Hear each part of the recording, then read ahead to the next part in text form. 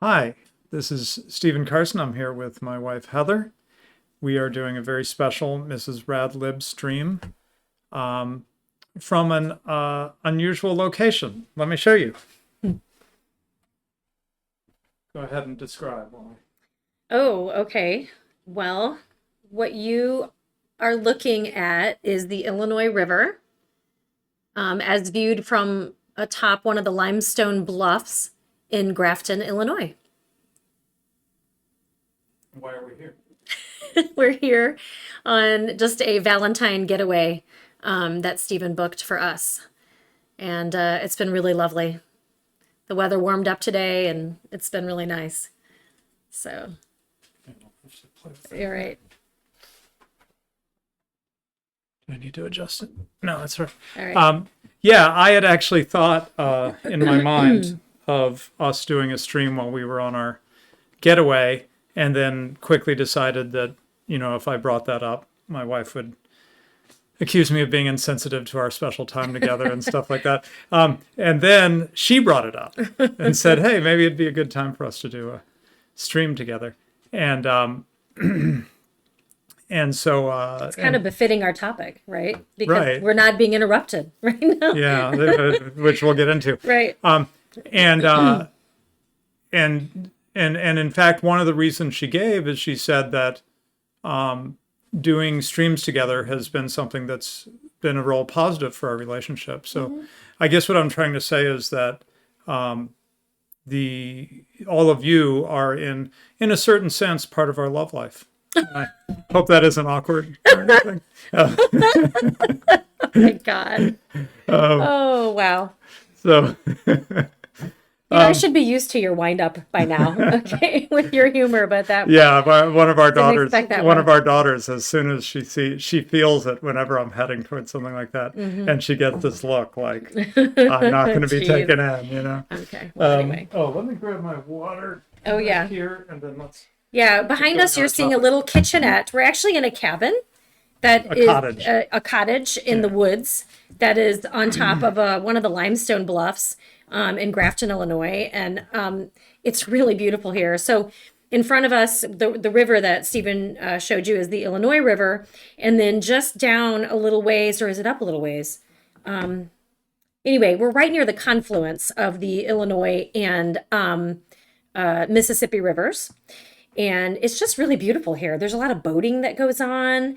There are houses on stilts, as they try to manage, seasonal flooding and things like that.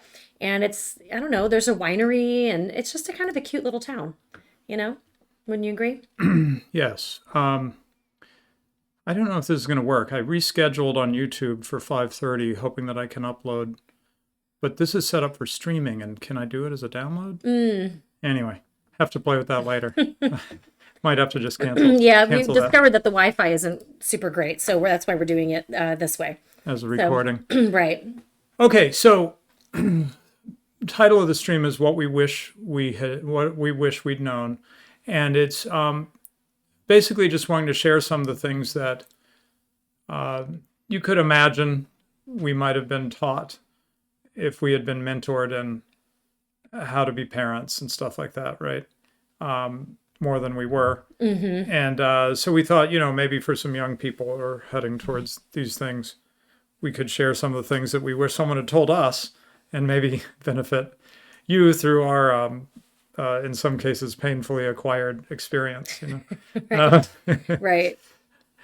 So might be a little scattershot, kind of focused on parenting, but just things we wish we'd known getting into parenting and family life. So yeah, let's start with, well, it's not chronological. No, yeah. Let's see. Yeah, actually, let's start with that first one.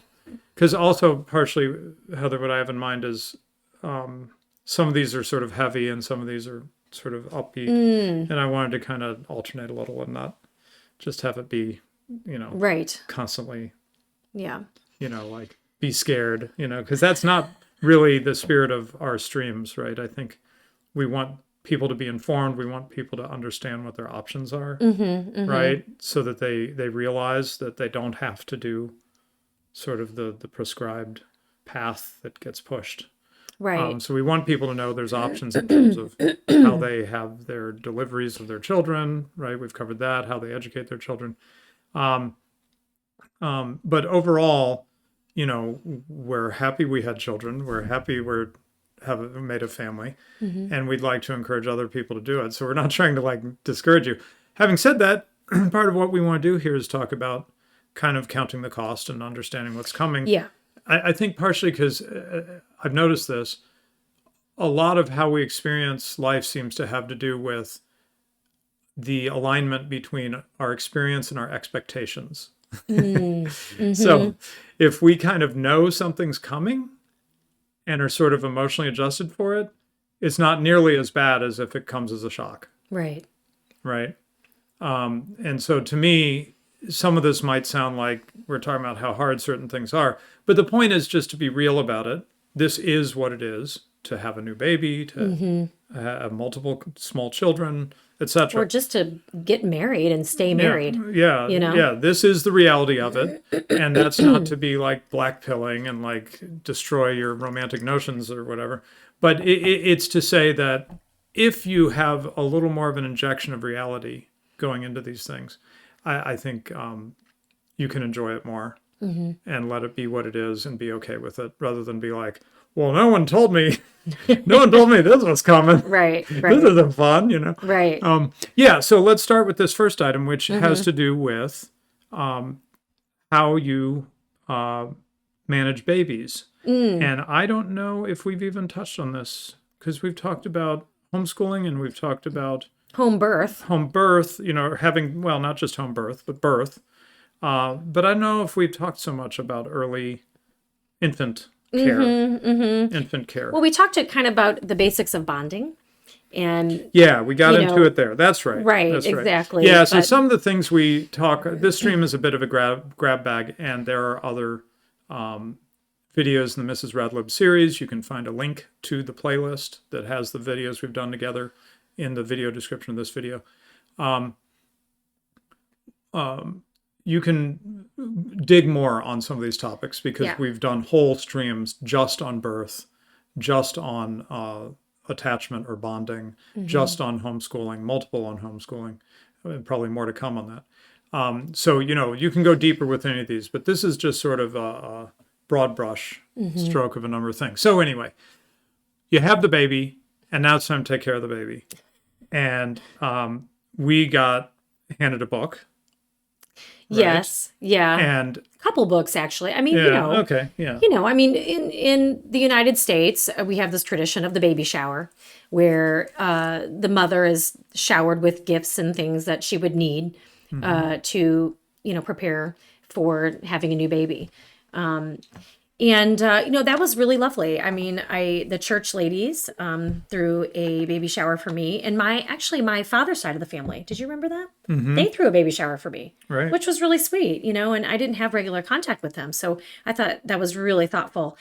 But even as I was receiving all of this parenting paraphernalia, so to speak, I was very I really didn't know what it all meant. It was like being given the parts to a puzzle and then being told, okay, you're just going to be able to put this together, and you're just going to kind of know what to do. And, and for me, and maybe this has to do with just me personally, my temperament, the way that I come at life, I was really grappling with the emotional side of this. The paraphernalia was important. But for me, whether I was going to... The equipment, like a stroller and stuff like that. Yeah. Yes. And whether I was going to cloth diaper or, use Pampers or whatever, for me, it was just the daily, hour by hour, what that experience was going to be like having a baby. That's the thing that I felt really apprehensive about. Right. You seemed less apprehensive about that. And I don't know, but, so where did that apprehension come from? Well, for me, looking back in terms of my family of origin, I would say that I came out of that with a sort of anxious avoidant attachment style. And if you have questions about attachment styles. You can go back to our basics of bonding stream and look at that.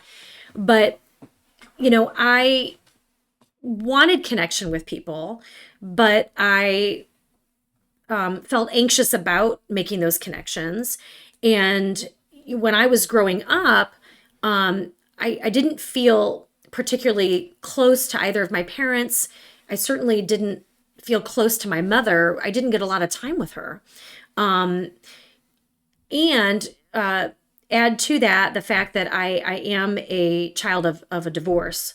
And so all of that left me with a sense of confusion and really apprehension. I think that I was fairly guarded with myself emotionally.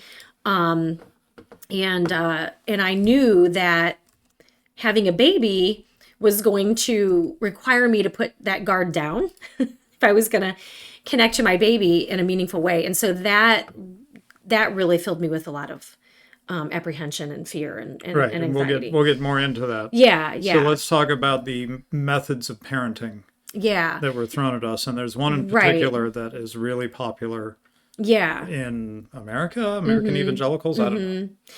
I would say that it's more than that. I mean, I was raised with that kind of parenting. Yeah. Which is basically. And then there's a book that will tell you about that. Well, there's several. Okay, but basically this whole idea of training your baby. You can, the Ferber method, the Baby Wise, sleep training, all this kind of stuff. So I was raised with that. It very explicitly on my father's side of the family. That was what my grandmother modeled for me. And no one modeled breastfeeding. I didn't see that until later. And so, but I really felt strongly about nursing my babies, but I had never really seen that done.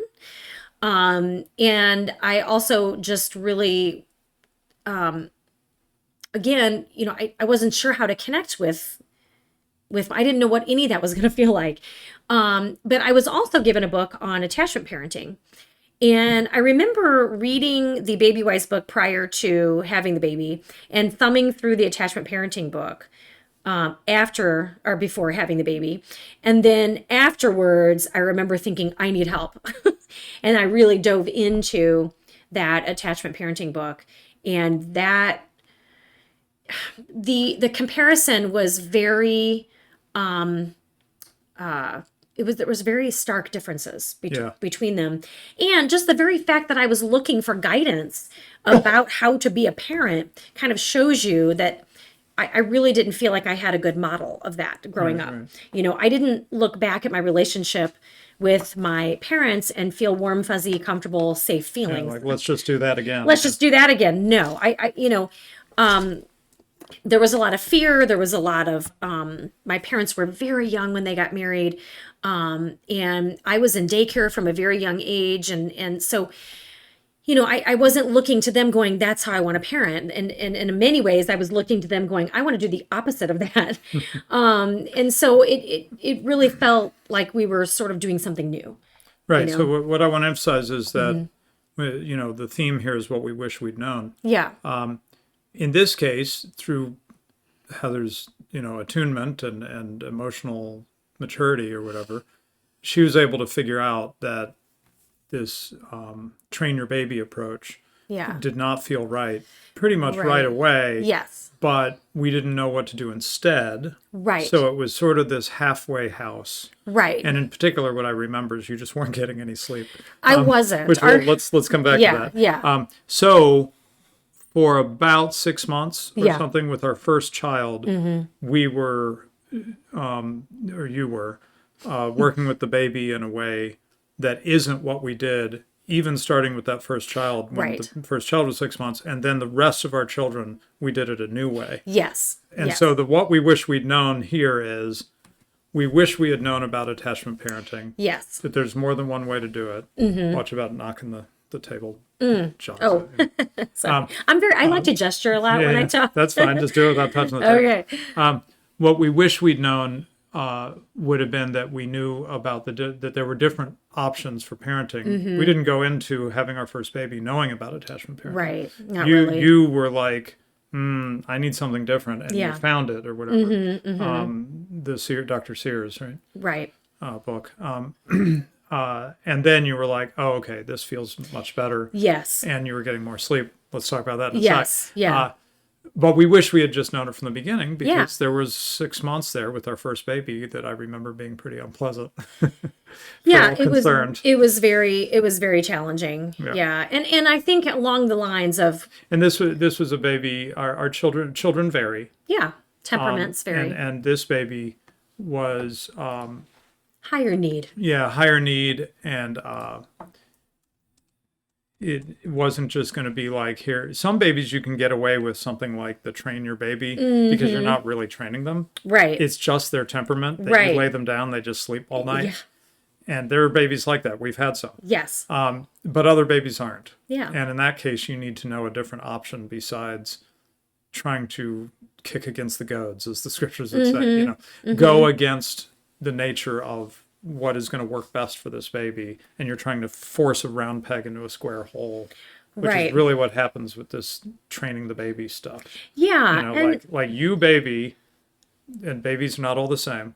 Yeah, I guess that's what bothers me about the training your baby thing. As far as I can tell, it's very insensitive to the fact that children are not all the same. well, and just the fact that they're children. Yeah, right. But I'm just saying that, like I said, for some children that might kind of work. But it's not because this is a great way to raise children. It's just because it happens to be more of a fit for that certain temperaments. But for other babies, it's a terrible fit, Right. and it's just going to be miserable for parents Yeah. and baby, Yeah. right? Yeah. And emotionally bad news for the child, as we'll get into. Yeah. So talk about why you were not getting sleep for those Yeah. first 6 months. Yeah. So, I mean, I use the term high need, for our first baby, but I think she was a pretty normal baby, actually, in many ways. We had others that were just And, like that. Yeah. in America, there's this, we have cribs, right? Or, and the crib is in a separate room, often from the parents.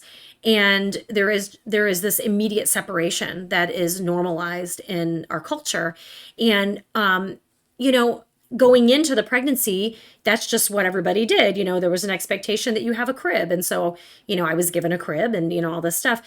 And then once the baby was born, I really felt anxious about being separated from her, which I realize now is a good and natural instinct.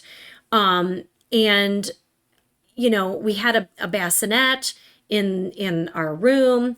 But what I noticed with her is that she needed constant contact with me in order to stay asleep. And so I would get her to sleep after nursing, and then I would lay her in the crib and I'd pat her little bottom. And as soon as I started to tiptoe away, she would immediately be up and crying. Yeah. And that went on night after night after night, month after month after month.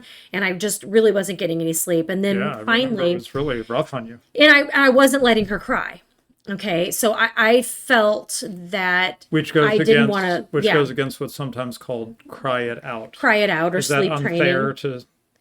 I mean, do they use those terms? Yes, they do. Yes. Okay. And let the baby cry. Right, and now it's starting to not be recommended for newborns, especially the first month or two. But back then, nearly 20 years ago, it was still being recommended, even by pediatricians. And I just was like, I couldn't do it. I could not leave her. I had to pick her up. I had to soothe her. And I remember... We'll get into this more, but part of one of the things you discover, a mother discovers when she has a baby, is the intense bond. And so that bond... actually, if you'll listen to it, will teach you to do the right thing in a lot of cases. Yeah, in a lot of cases, yeah. And a lot of the stuff that's not so good is trying to tell you to ignore that. Yes. Yeah, I know you feel like going to your baby. I know your baby crying sounds like your baby needs you. Yeah. But that's not what the schedule says. Yeah. So turn off those feelings, those maternal feelings. Disregard what's coming up from the attachment with your baby. Right. And stick to the plan. Yes. Right. Right. Yeah. So I didn't stick to the plan. And we went to, at that time, we were still going to Florida to visit your grandparents who lived in Naples. And we took a trip to Florida and we brought our baby with us, obviously. And she was 6 months old. And starting with that trip, I just thought, I'm just going to go to sleep with her next to us. And we Oh, I did. didn't remember this. And So we- that's the first time we were Yes. co-sleeping. We outfitted, I think maybe we put a mattress on the floor. So I don't know. We did something so that it was safe. Yeah. And I slept with her next to me, and she slept. And you And slept. I slept. And I was like, thank you, Jesus. Yeah. And when we went home, I got out that Dr. Sears book. I was like, I know I read something about this. And I read it all. And then I reached out to the lady friend of mine who gave it to me. And then she gave me support and suggestions. And then I ended up joining a support group that she started called Nursing and Nurturing. And I got support from other moms who were nursing their babies and nurturing their babies in ways that were more consistent with our maternal instinct. What's the name of the book? I'll work while you're talking. I'll get it up so we can show it to people. Oh, I don't know. The Dr. Sears book? I don't remember. Let's see if I actually don't. put. Dr. Sears. Oh, maybe it's the baby book. That sounds Is this right. it? Right. Yes, I think that's, that looks Everything right. you know. Need to know about your baby. Yeah. Okay. It's Yeah, so I good. just- And I'll here's get it up here's there. the big difference I noticed. Okay, I'm reading the sleep training books, and they're like, your baby's trying to manipulate you. You know, this baby has to be trained to do A, B, and C. And then the Dr. Sears book was like, babies are wonderful.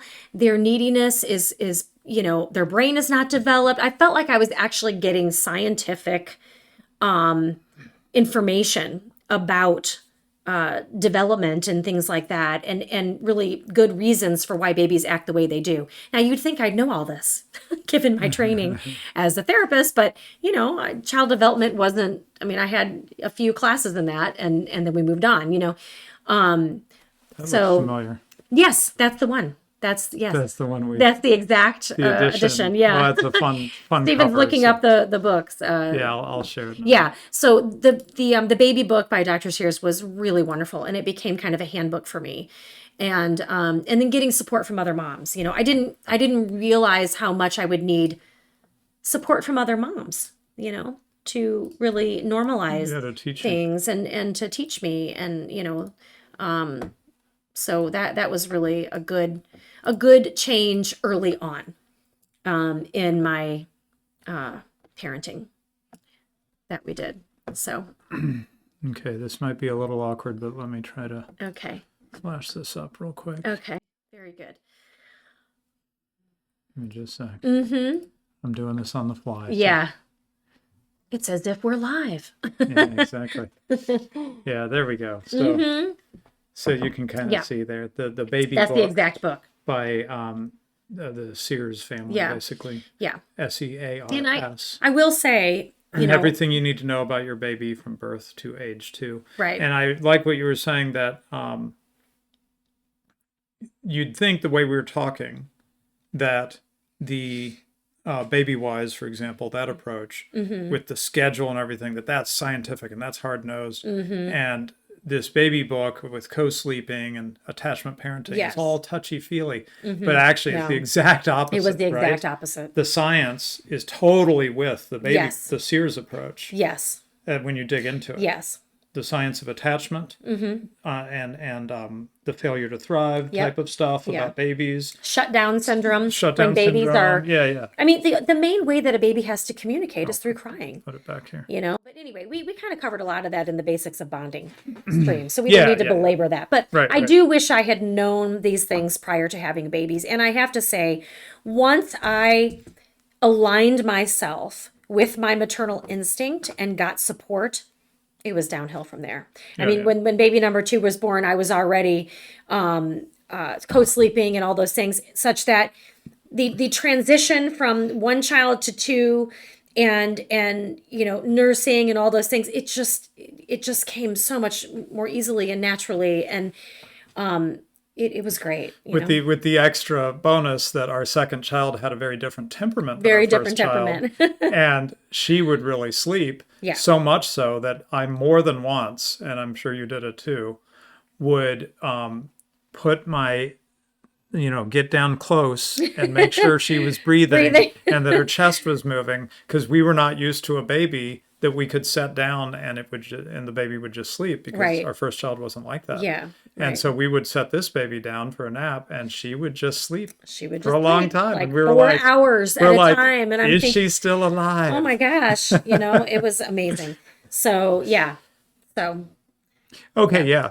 So any more thoughts on, thinking about parents going into Mm-hmm. that first 6 months of a first baby? Any other thoughts yes. on the parenting aspects of that? I will say this: if you have a history of trauma, related to your family of origin and parents, and you have a child, that will be a trigger for you for that trauma. And I have had numerous moms reach out to me, very fearful because of the intensity of the emotion that was stirred up, and the intensity of the attachment wounds that were stirred up in them, and really not sure how to navigate that. And it did stir it up in me as well. And that became an opportunity for me to contend in a little bit of a different way with the wounds from my childhood. And I was ready to do that. And it was challenging and difficult. So I would say that don't be surprised if the demandedness of having a new baby causes anger in you, even rage, fear, anxiety, all those kinds of things. It's not just the hormones. If you have a history of trauma, it can really provoke that kind of stuff. And it's really helpful to get either, reach out to a therapist or reach out to somebody who can help you navigate that. So. Right. So I want to bring in something brighter as we go from some intense stuff to really intense stuff. Mm-hmm. So let's just talk about what it felt like to have a baby, the significance of giving birth the first time. Yeah. Right? Because the way you've expressed it, I try to share with people, but I'd love for people to hear it straight from you. Yeah. Well, I mean, what did it mean? I remember thinking that there was really nothing else that I had done up to this point that had the same significance. Everything else kind of paled in comparison, and which is an interesting thing to feel, given that I had grown up with really, I was born right after, like a decade after all the first wave feminism kind of things. And that was in the air still. Mm-hmm. And there was this idea that basically my sense of identity and significance would come from career.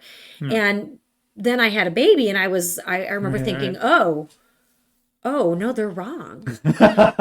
You've never put it quite that way. Okay. Very good. They're wrong. They're wrong. This is the thing. You could feel it. You yes. could feel what was true. Yes, yeah. Yes. And then and kind of nerdy to say, but I remember thinking, so when Aristotle talked about excellence and this idea of the parts of ourself, I'm going to put it completely wrong because it's been 25 years since I studied Aristotle. Realizing your potential. Right. That you have as a human, and in your case, as a woman, I have this uterus, I have this womb, I have these, breasts that can nurture this child, and I'm doing all this with these parts of my body. And I thought, this is excellent. This is amazing. This is a fulfillment of my potential, my fertility, and all those kinds of things. And then it made sense to me why tribal cultures have statues of fertility, and because I think they're making an error in worshiping it. Right. But I don't think they're making an error in the significance. The kernel of truth is that there's something real. Right. They're not making an error in terms of realizing the significance of it. Yeah. And I realized the significance of it. But then again, I remember thinking, this is a big deal. This is very powerful. It's really, it's kind of breaking my heart in a way, breaking it open. Opening. Right, opening my heart. But then there was this crushing grief of, and then again, I had to contend with the neglect and the abandonment that I grew up with, and did my parents feel this way about me, or so it brought up a lot of that. But again, it's an opportunity for growth. Let's stay on the positive. So so it felt really significant. By that time, you had, with very little to no help from your family, gotten your bachelor's degree. I'm sorry. You're talking Graduated about prior to having a baby. Yeah, and prior to having a baby. Yeah, I was on my own. You had graduated from high school, which was not common in your family. Well, my dad didn't graduate. My mom did. But anyway. Yeah, and with your siblings and stuff. My sister eventually graduated. I'm not sure if my brother did. Anyway, we don't have to go through all that. So the point is, you had graduated from high school, then gotten a bachelor's, then gotten a master's, then went into private practice as a therapist. Yeah. So you were doing the career thing. Yes. That you had been taught was like, this is what matters. Right. And then you have a baby, and this was not an intellectual, right? You didn't do a reasoning thing. You felt the significance of having a baby. Yes. And then you were like, oh, all that stuff I did compared to bringing a new life, right? Yeah. And just to speak from the father's point of view, I wasn't giving birth to the baby, but I was right. I was feeling the humility of being entrusted with this precious new life. Yeah. Right. And I really felt it when we had a little drama around the birth. Not that much. Don't want to exaggerate, but we had some drama around the birth. And so we were there longer than normal. I don't know if it was longer, but I don't know that it was longer. Maybe it wasn't longer. But anyway, my wife was knocked out because of the drugs they gave her for the first 24 hours. And So. Anyway, there's some drama. And then it's less than 48 hours since our baby is born. And we're bundling up the baby in the thing, and I'm going in the car seat, and I'm going to get the car, and it's like, we're going home by ourselves, and we don't feel like we know what we're doing.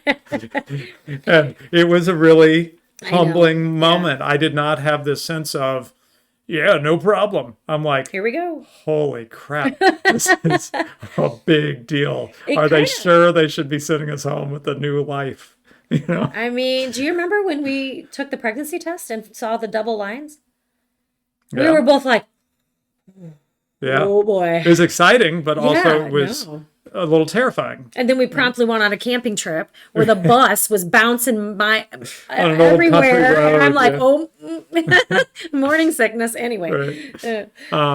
Okay. So anyway, I wanted to have a pause for positivity there. Just talking about how exciting it was to have a baby, how significant that it maybe not for everybody, but I think for some people it could snap them out of this sort of floating through and not really apathetic, foggy way. You have a baby and it's like, oh, focus. Take care of, in my case, take care of my vulnerable wife who's recovering from this delivery and this precious baby that is completely dependent on us to live from day to day. And in your case, real single-minded focus on the needs of this child are more important than what I feel like doing, right? Which you talked about many times. Yeah. Letting go of that habit you'd had all your life until then of thinking about what you felt like doing. And suddenly it's like, no, what are the baby's needs? That's the first thing. And let me say, priority number one. I'm not saying it's wrong to think about yourself and to think, what do I need to do today? I mean, that's a normal thing to think when you're single. Or whatever, But once a baby enters into that, then you have to, the baby's needs come first because that's just how it has to be. Right. And, I remember I would really need a shower, and I'd have to put our baby in her bouncy seat in the bathroom while she screamed the entire 5 minutes, or how quick as a shower as I could possibly get. And I'm drying myself off and then picking her up and racing to the bed and nursing some more, and it was really stressful. But I have to say, there's a tremendous intimacy that comes from caring for another human being. And when it's a baby, you know, they're just so wonderful, their little feet and their little hands and their skin is so soft and they smell amazing. And, there's just, you fall in love with your baby, and it's good stuff. Well, let's talk about maybe the heaviest topic we'll cover today, which I think we probably covered in our birth stream. But one of the things we wish we'd known that we felt like people didn't really talk about much, and that's why we're being vulnerable and we talk about this topic and are a little more open about it, because we didn't hear people talking about it. And, that expectation thing, right? It would have helped to kind of have our expectations set a little more. And so I would put it this bluntly: to be open to life, to be open to being pregnant together, is also to be open to losing that life. That is part of the deal. In our fallen world, there's genetic abnormalities and just all kinds of things that can happen that result in a positive pregnancy test, but not a subsequent birth of a live baby, right? And so by my count, we had about as many miscarriages as we had live births. Yeah. Right. So we lost as many as were born. And I don't know, maybe you had more of a sense of warning, but I felt real taken by surprise by that. I didn't know that miscarriages were so common until we had miscarriages and started talking to people, and they're like, oh yeah, I had a miscarriage. We're like, oh, we've known you like our whole lives, and you never mentioned that, and I felt a little cheated. Maybe that's unfair. I mean, people have the right to their privacy and everything, but I feel like the mentors in our lives should have been more open about that. It's part of the deal, and it is never fun, obviously. But I particularly have it on my heart to share this because in our case, we were lucky that we had 5, was it 4 or 5 children? 5 children born before we had a miscarriage. I can only imagine how it feels for a couple where their first pregnancy is a miscarriage, or maybe their first couple pregnancies. They start to wonder, what's wrong with us? Can we actually successfully have a baby? We'd already had 5, so we mourned the loss of these babies, but we didn't question like whether we could form a family together, in the natural way. And so it's a heavy thing to bring up, but I bring it up to be encouraging to young couples who are excited. And you see that positive pregnancy test. We both remember where we were standing when we saw the result, where we lived at the time and where we were standing and everything. It's so exciting. And then to lose that baby that you were so feeling the anticipation, starting to prepare your life for this baby to be part of it, and then you lose the baby. It's really hard, but I don't think it would be, again, quite as hard if you knew that it happens a lot. And I forget, did we ever find percentages? I don't have stats at the ready, but I don't there's remember. a lot of miscarriages. There are a lot of miscarriages. This is not some kind of 1 in 100 thing. No, it's not much at all. more frequent than that. And it's maybe, I don't know, might even be more parts of people's experience because people are waiting till they're older Exactly. to start trying to have children. Yes. And you're more likely to have a miscarriage when in your 30s than in your 20s. And in your 40s, you're really rolling the dice. Really rolling the dice. Exactly. So, yeah, the first miscarriage was a shock. Yeah. It was quite the shock. And I'd say probably the worst one was, I don't even remember anymore, the second. I think it was the second one. After our 6th child, we had a really a bad one, meaning, it was later in the late first trimester, and my body just did not want to complete labor. Anyway, it was just a mess, and emotionally for me, and for you as well. Yeah. You know. So, and then there were others. You know, as I got older, and again, I I wasn't told this by the doctors, by the OB. Hey, as you get older, your chance for miscarriage increases, and Mhm. so, you know, if you guys are remaining open to more pregnancies, then you know, you need to think about that. After I had had a number of miscarriages, I did have a doctor say to me, you know, most women stop before they have this many.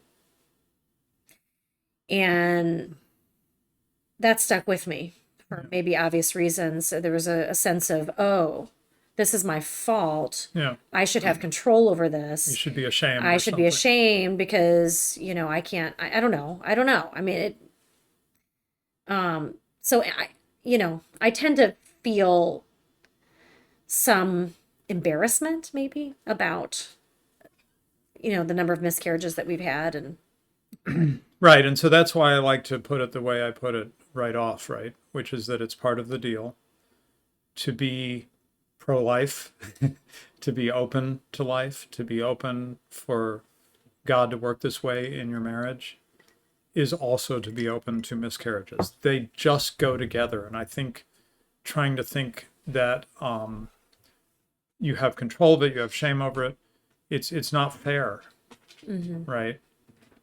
Yes, you can avoid miscarriages by never allowing yourself to get pregnant, but that's not pro-life, right? So there's a strange way in which being open to life, and we experience this with our animals, being open to life is vulnerable and it involves risk. right. But as C.S. Lewis wrote so forcefully, there is a place to be where you have no risk, and it's a very lonely place, right? So I would never. I felt a twinge when you said that the doctor was shaming you, because I would never shame a couple who said, you know, we keep trying to have children. We finally had one, but before that we had 3 miscarriages or whatever. I would never shame them. I would feel that they were continuing to be open to what God was sending them. And I think it really helps to not think of birth. Birth is a little bit of an artificial line. We use it to determine birthday and stuff like that, right? But really, you know, we now know morally, scientifically, it's quite clear that at conception you have a baby, right? So sometimes you have a child that tragically dies when they're 12 or younger, or as a teenager, or in their 20s, right, in a car accident or something. Should you be shamed? And hey, why'd you do this crazy thing? You had a child and then they died. Well, that would be weird to say something like that, right? Right. You had the time you had with them, and you can be, you know, once you process the grief, ultimately you can be thankful for the time that you had, right? Well, one of the things I think we learned is we can be thankful that that child was with us for 2 months or Yeah. whatever, Yeah. right? Yeah. Not as long as we would have liked, but it wasn't in our control. I will say toward the end, as I got into my 40s, and I started to be impacted by perimenopause, and my mental health was being impacted by continuing to be open to life, as you put Yeah. it. And so that is something to be sensitive to, you know. So I think that this is a very personal decision that you guys need to make as a couple. You know, we're not like advocating some kind of quiverful Christian ideology or something like that. This is the decision that Stephen and I made, and we discussed, and you know, as I did get into perimenopause, you know, it became evident that you know, my body was not going to be able to maintain a life anymore, and I needed to take steps to protect my mental health from these losses. So anyway, just, you know, we're not trying to be legalistic or anything like No, that. no, no. just help people understand what they're getting into Yeah. when Yeah. they're open to life. Okay, so I'm already starting to edit because I realize we've been going for 45 minutes, and I don't want this to be a Wow. 2-hour stream. Time flies when you're having fun. I know, yeah. So I think let's do that. That's really one topic. Okay. And then we'll stop. Okay. Okay, so or I'm sorry. That is Okay. one topic. And Yeah. then we'll try to touch on those other two as well. Yeah, so this is a great topic. My wife is affected by it most of all because I go to work or I go to my home office and I'm not to be bothered while I earn money for the family. The ones you've highlighted are the ones you want to. I'm saying that's one topic. Okay. Right. And then we'll try to touch on the next two as Okay. well a little bit. Sorry, guys. A Wrap little it up. confusion there. Yeah. So, I'm not affected by this as much as my wife, but I experience it too. It is quite a thing to have years of being single. We both had been single for some years. Yeah. Yeah. Before we got married, and be used to what I now realize was a luxury that I should have not taken for granted, which is that I could say, turn to Heather, when we were friends or when we were courting or when we were first married, and say 3 sentences. And then she would respond with 2 sentences. And then I'd come back with 3 or 4 sentences. It's called conversation. Yeah. I felt entitled, I now realize, to being able to have a conversation with my wife. And that's all gone once you have children, in our experience. I mean, okay. So children need to be trained, okay? I mean, I know we talked about sleep training with infants and stuff. That's a separate thing, okay? But while children are being trained to respect the boundary of when someone's talking, you don't interrupt, they're interrupting, okay? And those interruptions are a training opportunity. This does not end when does not end when they're 2 or 3 years old. When you have 1 or 2 children, those interruptions are the magnitude of it is smaller than when you have, say, 8 children in 11 years, okay, like we did, because I was apparently built for speed. And you have that amount of interruption. That's a lot of young children in a household, and you're trying to train and correct each one, and it's kind of chaotic. You know what I mean? Yeah. And when we say that interruptions and demands are 24/7, it's 24/7. Okay. I mean, a child has a nightmare, the knock on the door at 3:00 in the morning, or the dreaded, somehow I get woken up from a sleep because there are 2 eyes staring at me at 3:00 in the morning, and I open my eyes and I look over, and it's it's just these kids. It's like a horror movie. But anyway, it's caring for children is a constant demand. I mean, Right. And I just think about being at the dinner table. And maybe we should change our seating arrangement, but we've got my wife at one end, me at the other. Yes. 4 children on one side, end, 4 children on the other, right? And I have 2 of the youngest are next to me. Yeah.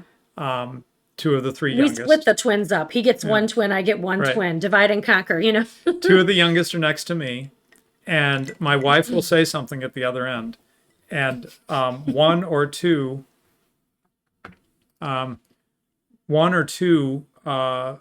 other one or two of the youngest next to me will be talking. Sure. And I won't hear what my wife says because I've got multiple things happening at once and I just can't parse it. And we have a very lively dinner table, and we love it. Not all families. We love it. Not all families are like that. Yeah, that's our culture. We like people joking and telling stories and kind of a interrupting each other a little bit, right? A real lively kind of interaction. Yeah, is more our taste, right? But it's what I grew up with. I think that the 24/7 demandedness, though, that's not something that I had considered. I don't know why I didn't. I mean, no one tells you. Well, and I think the fact that I was raised with a certain amount of sort of benign neglect. You know what I mean? I don't think my parents wanted harm to come to me, but I would ride my bike a couple miles away as young as 8 or 9 years old, and that just does not happen anymore. No. And oddly enough, supposedly it's safer now. I don't know with all the human trafficking stuff going around. But anyway, I mean, I was just expected to be outside playing, getting dirty, and not underfoot. And I don't think there was as much emphasis on the parent-child relationship as there is now. So anyway, I didn't expect the demands, and I also just didn't, I realized this when the kids were young. I thought, oh, I have to teach them everything. They don't just come knowing how to do stuff, like they have to learn how to eat. We hold the spoon, we put it in our mouth, like everything. Right. They have to learn everything, including how to have conversation, how not to interrupt you, how to wash themselves, how to, you know what I mean? To not express their love for you by headbutting you in the butt. Oh God. Right. We have a very boyish boy. I know. Anyway, I mean, he loves me, and I love him too, but it's gonna be challenging. Okay. But so they have to learn absolutely everything, and you're the one that has to teach them because you're the parent. And that was something that I hadn't considered. And honestly, staying disconnected from people before I was married, before I had children, was a comfort to me. It was sort of a cocoon. It was the way that I protected myself. And getting married and having children was me choosing against that cocoon. Yeah. And it was very uncomfortable for a very long time. And it still is uncomfortable sometimes. I am an introvert. I'm comfortable socializing, but I charge up by getting alone, reading a book, crocheting, stuff like that. So yeah. Okay, well, let's keep rolling. Okay. Because just don't want to drag it out too much. Yeah, I don't know where you're going with that one. Go ahead. Oh, well, I don't know. Maybe that's a whole separate thing, a whole separate stream. But yeah, well, okay. I mean, what we're talking about is just homemaking in itself, and just I felt really unprepared for that. But yeah, I think maybe that's a separate. How can we frame that as what we wish we'd known? Like, what is it you wish you'd known? Oh, how to manage a home. Yeah. I still don't know how to manage a home. Some more mentoring. I still don't know how to manage a home. Yeah. There's piles of clutter and but you're able to teach our children, like I'm thinking about how you've mentored some of our teens, you're able to teach them some things, right? And position them a bit better for I think so. Not being so sort of like, whoa, no one told me how to deal with any of this. Yeah. But yeah, I mean, I just again, I was raised in this sort of heyday where there was such a lot of focus on women going to college and being career. There was the 80s career woman with the suit and homemaking just was not on anyone's list. Yeah. You know what it felt like? It felt like this was something I was just supposed to know. Yeah. But no one actually taught me. By magic or osmosis. Or something. Yeah. And because there used to be a lot of emphasis on it, that there was this art of homemaking and hospitality and all these kinds of things, and such little emphasis placed on it now that I just I became a wife and a mother, and I was like, I don't know what I'm supposed to be doing here, so it felt very confusing, and I feel like in a way I'm still working out the kinks even after all this time, Yeah, so it would have been nice to have more mentoring on that. Yeah. And to recognize that it is a thing unto itself. It is a set of skills. Yes. That can be taught. Yeah. Right? Yeah. It isn't just everybody just figures it out. I mean, no. A lot of people traditionally would, well, as I view about teenagers, we ought to be training them in those years as young adults who we are gently bringing into adult responsibility. Yes. So that a teenager is learning how to cook a meal. Yes.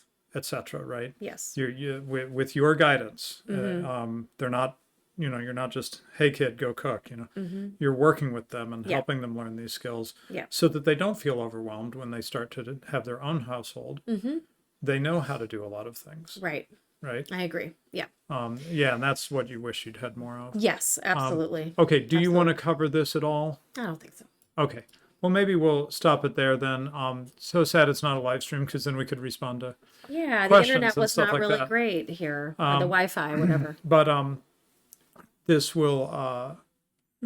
My wife is very good about reading the comments, and in fact, Heather, I was going to try to set this up as a premiere, so that people could chat. Oh, okay, fun. Yeah, as they watch, because that'll help us get some more basically, I'm inviting people to, as they listen, please respond in the live chat or in the comments if you watch it later. And that'll give us a chance to do what we weren't able to do with this live stream in a remote location, which is to take some of the things that are raised and address them in another Absolutely. stream. Absolutely. Which should be a live stream next time. Yeah. Okay, so I guess we'll stop, right? Thanks for watching. Yes, thank you. Okay, bye.